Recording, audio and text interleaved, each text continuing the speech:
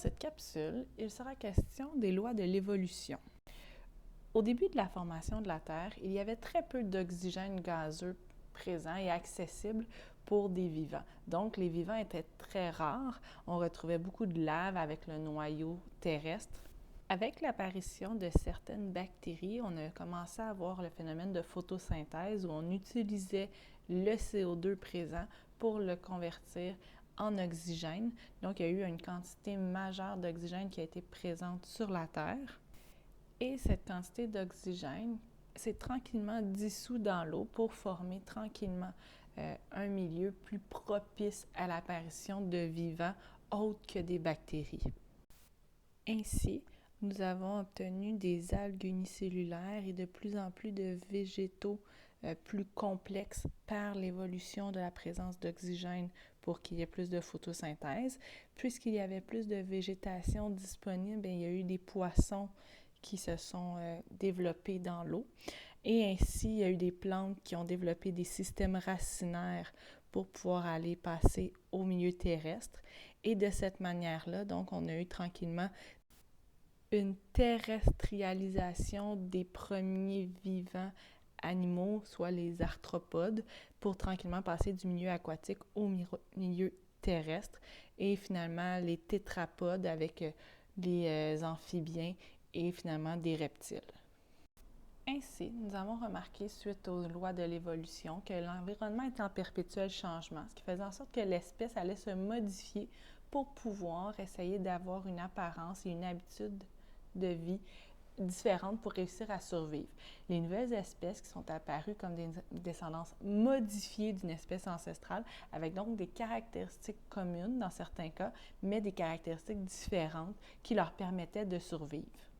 C'est justement ce que nous pouvons remarquer sur ces schémas de squelettes de différents bipèdes, donc avec l'humain et le gorille qui se ressemblent, mais qui ont quand même des différences. Donc, il y a eu des descendances qui ont été modifiées. Charles Darwin, dans les années 1800, est un grand biologiste et naturaliste qui a établi la théorie de l'évolution. Selon lui, tous les êtres vivants descendraient d'un ancêtre commun. En tant que tel, chaque individu n'aurait pas eu de changement, mais par la force de la perpétuation, il y aurait eu changement dans les caractéristiques d'une espèce, puisque seulement les plus forts auraient survécu. L'un des exemples typiques de sa théorie est justement les girafes à long cou ont survécu et ont pu transmettre l'information génétique à leur descendance, alors que les petits coups n'ont pas survécu et ne pouvaient pas donc transmettre cette caractéristique à leur descendance. Au tout début, il y aurait eu une première forme de vie qui est une cellule prokaryote, donc n'ayant pas de noyau, ensuite les cellules avec noyau, ensuite des cellules qui ont eu des mitochondries qui ont pu faire donc différentes réactions chimiques, photosynthèse, et là, tranquillement, se sont découlées d'autres espèces.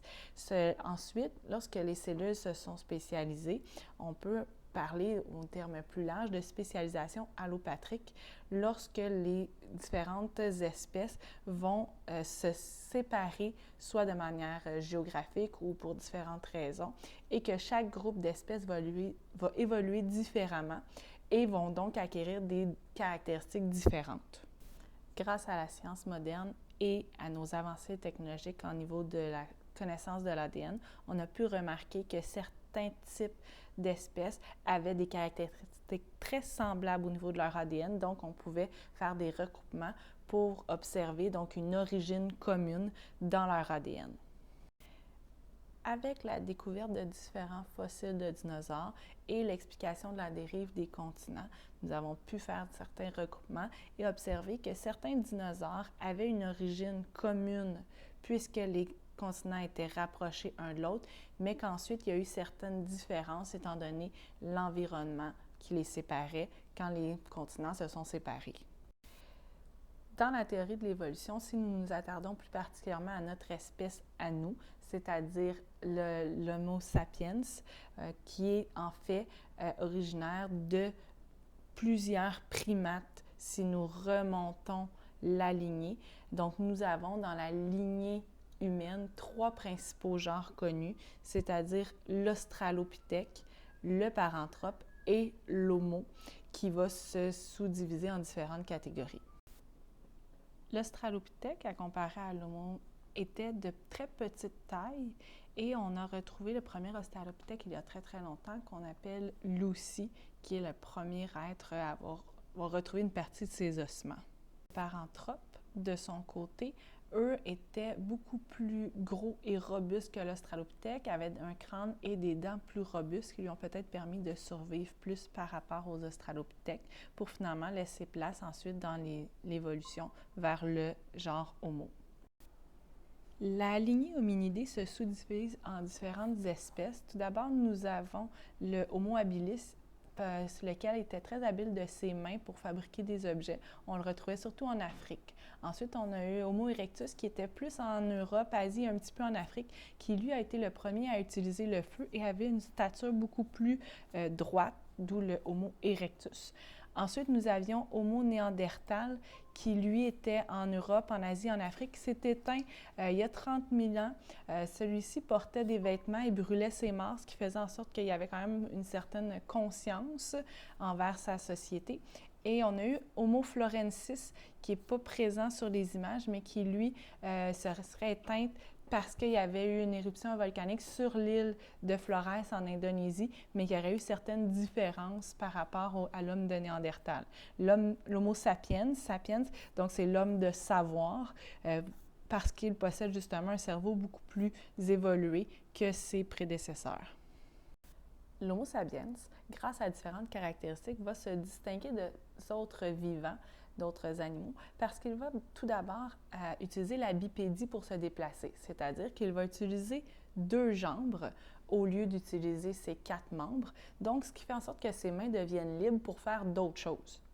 Il peut ainsi pouvoir travailler le feu, travailler le bois pour pouvoir attaquer d'autres vivants. Son cerveau plus volumineux va également, avec une boîte crânienne plus volumineuse, va permettre d'élaborer plus au niveau de ses connaissances, de son lobe préfrontal, au niveau de ses émotions et de son langage, ce qui va faire en sorte que ça va être un être vivant beaucoup plus évolué que les autres.